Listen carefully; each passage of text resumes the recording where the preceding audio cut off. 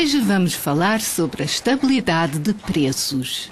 Segundo o Conselho do Banco Central Europeu, a estabilidade de preços consiste no aumento homólogo inferior a 2% do índice harmonizado de preços no consumidor da área do euro.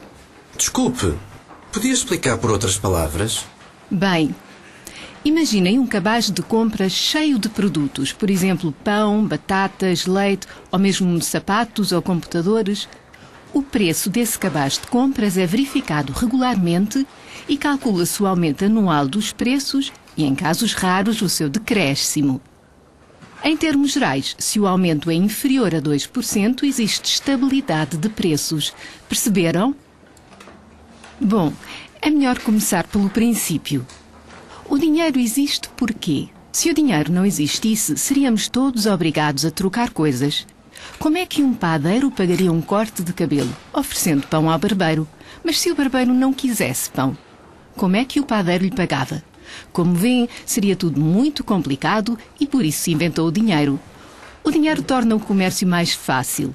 Porém, é preciso não esquecer que o dinheiro nem sempre manteve o seu valor. Houve alturas em que os preços subiram astronomicamente.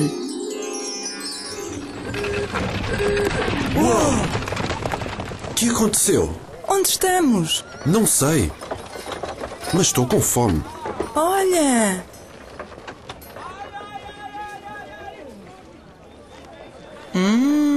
Que podemos comprar com 4 moedas? Então, o que desejam? 2 bolos, faz favor. Não chega?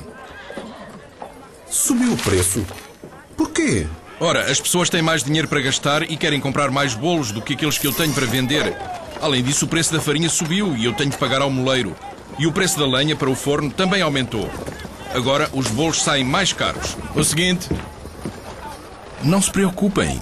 Só precisam de mais dinheiro. Boa! Muito obrigado! Não acredito! Ele está sempre a aumentar os preços. Assim nunca vamos ter dinheiro para comprar nada aqui. Nesse caso, é melhor eu dar-vos mais algum dinheiro. Espera aí, eu conheço-te. Tu és a inflação. Uau! Mas que esperta! Como prémio por teres acertado, vou dar dinheiro a toda a gente. Não, para! Que fixe! Isto é fantástico! Não é nada. Se houver demasiado dinheiro para a mesma quantidade de produtos, os preços sobem. E o dinheiro perde valor. Vejam só o que ele está a pedir. Muito mais do que no mês passado. Antes tinha dinheiro que chegasse, mas agora não. Os preços estão sempre a subir, mas a minha pensão, nada. E as minhas economias valem menos de dia para dia.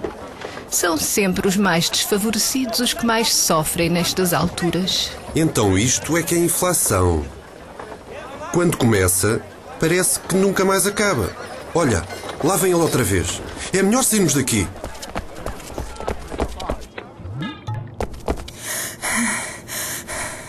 Bem, desta já nos livramos. Quem será que controla a inflação agora? A professora disse qualquer coisa sobre o Banco Central Europeu e estabilidade de preços, não disse? Pois disse. Vamos ver se conseguimos saber mais alguma coisa. Olha, já viste onde estamos? Desculpe, é verdade que o vosso trabalho é manter os preços estáveis? Como é que fazem isso? Talvez eu possa ajudar. Então digam lá o que é que querem saber. Bem, encontramos agora mesmo o monstro da inflação e vimos os problemas que ele cria. São os senhores que tomam conta do assunto, não são? Monstro da inflação? Sim, era mesmo... Devem estar a falar disto.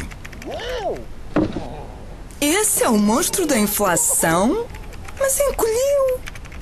Pois, encolheu, porque o nosso papel é manter os preços estáveis. O nosso objetivo é manter a inflação num nível inferior, mas próximo de 2% no médio prazo. Mas como é que fazem isso? Bem, procuramos saber se existem riscos para a estabilidade de preços. Por isso, fazemos 2 tipos de análise. Por um lado, acompanhamos de perto vários fatores, como por exemplo o crescimento económico e os preços do petróleo, os quais podem fazer aumentar os preços no curto prazo. Por outro lado, estamos atentos à quantidade de dinheiro em circulação na economia, dado que pode fazer subir os preços no médio e no longo prazo. Porquê? Nós sabemos que no passado, nas situações de inflação elevada, houve sempre uma quantidade excessiva de dinheiro em circulação. Se houvesse demasiado dinheiro para uma quantidade reduzida de bens, corríamos o risco de haver mais inflação.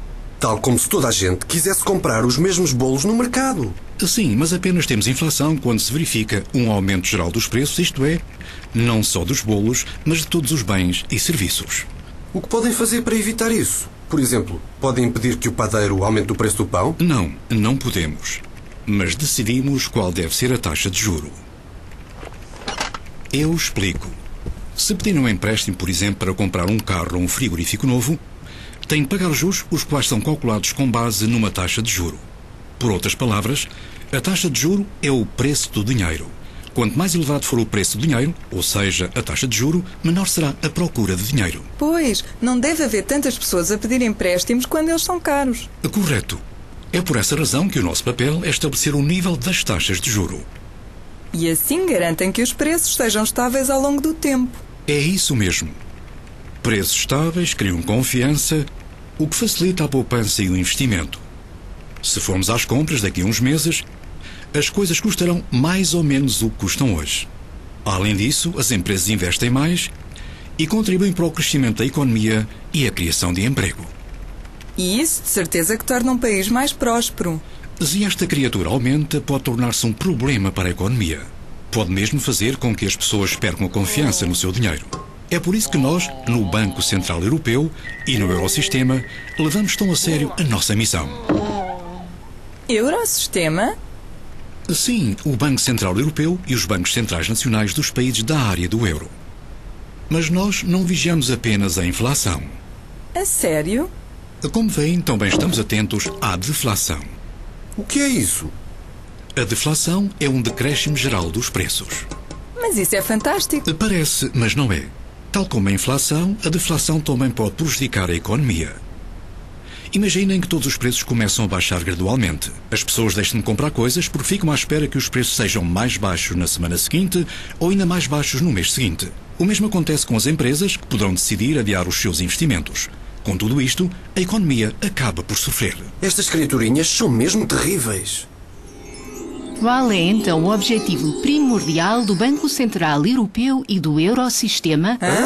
É manter a estabilidade de preços. Muito bem. E combater o monstro da inflação.